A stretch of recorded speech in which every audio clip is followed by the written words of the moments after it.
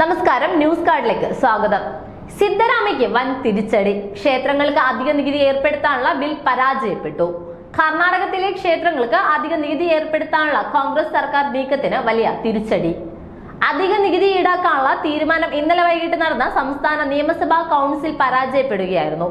1 കോടി രൂപയിലധികം വരുമാനമുള്ള ക്ഷേത്രങ്ങൾക്ക് 10% അധിക നികുതി ഏർപ്പെടുത്താനുള്ള സിദ്ധരാമയ്യ സർക്കാരിന്റെ നീക്കമാണ് പൊളിഞ്ഞത്. സംസ്ഥാന നിയമസഭയിൽ ബിൽ പാസാക്കി 2 ദിവസത്തിനു ശേഷമാണ് നിയമസഭാ കൗൺസിൽ പരാജയപ്പെട്ടത്. കർണാടകയിലെ നിയമനിർമ്മാണ സമിതിയിലോ ഉപരിസഭയിലോ ഭരിക്കുന്ന കോൺഗ്രസ് സർക്കാരിനുള്ളതിനേക്കാൾ കൂടുതൽ സഖ്യം BJP നയിക്കുന്ന NDAയ്ക്കാണുള്ളത്.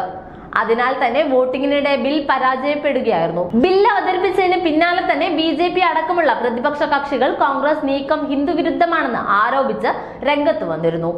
ബിൽ പാസാക്കുന്നതിലൂടെ ഹിന്ദുവിരുദ്ധ നയങ്ങളിൽ സർക്കാർ പങ്കാളികളാവുകയാണെന്നും ഫണ്ട് ദുരുപയോഗം ചെയ്യപ്പെടുമെന്നും BJP ആരോപിച്ചിരുന്നു. മറ്റ് മതങ്ങളുടെ ആരാധനാലയങ്ങളെ ഒഴിവാക്കി സംസ്ഥാന സർക്കാർ ഹിന്ദു ആരാധനാലയങ്ങളിൽ നിന്ന് മാത്രം എന്തുകൊണ്ടാണ് വരുമാനം ശേഖരിക്കുന്നതെന്ന് BJP കർണാടക അധ്യക്ഷൻ വിജയേന്ദ്ര യെദ്യൂരപ്പ ചോദിച്ചു. സർക്കാർ എന്തുകൊണ്ടാണ് ഹിന്ദു ക്ഷേത്രങ്ങളിൽ മാത്രം കണ്ണുവെക്കുന്നതെന്നാണ് ലക്ഷക്കണക്കിന് ഭക്തരുടെ സംശയമെന്നും അദ്ദേഹത്തിന്റെ എക്സിലെ പോസ്റ്റിൽ ചോദിക്കുന്നുണ്ട്. സഭയിൽ ബില്ല് പാസ്സായതിനു ശേഷം എന്തുകൊണ്ട് ഹിന്ദു ക്ഷേത്രങ്ങൾ മാത്രം പരിശോധിക്കുന്നുവെന്നും മറ്റ് മതങ്ങളുടെ വരുമാനം പരിശോധിക്കുന്നില്ലെന്നും മുൻ മുഖ്യമന്ത്രിയും BJP മുതിർന്ന നേതാവുമായ BS യെദ്യൂരപ്പ ചോദിച്ചു. വിമർശനവുമായി BJPയും മറ്റ് പ്രതിപക്ഷ കക്ഷികളും രംഗത്ത് വന്നിരുന്നു. ഹിന്ദു വിരുദ്ധമായ നടപടിയാണ് സർക്കാരിന്റേത് എന്ന് BJP ആരോപിച്ചിരുന്നു. അതേസമയം BJPക്കെതിരെ വിമർശനവുമായി മന്ത്രിമാരും രംഗത്ത് വന്നിട്ടുണ്ട്. അതേസമയം ബിൽ വിവാദമായതിന് പിന്നാലെ തന്നെ BJPയെയും പ്രതിപക്ഷ പാർട്ടികളെയും വിമർശിച്ച് സംസ്ഥാന മന്ത്രിമാരും രംഗത്ത് വന്നു.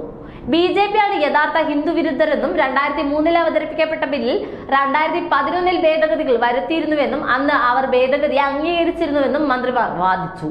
ക്ഷേത്രങ്ങളിൽ നിന്നും നികുതിയായി ഈടാക്കുന്ന പണം സർക്കാർ എടുക്കുന്നില്ലെന്നും ധാർമ്മിക് പരിഷത്ത് പ്രവർത്തനങ്ങൾക്ക് വേണ്ടി അത് പ്രയോജനപ്പെടുത്തുന്നെന്നും മന്ത്രി വ്യക്തമാക്കി.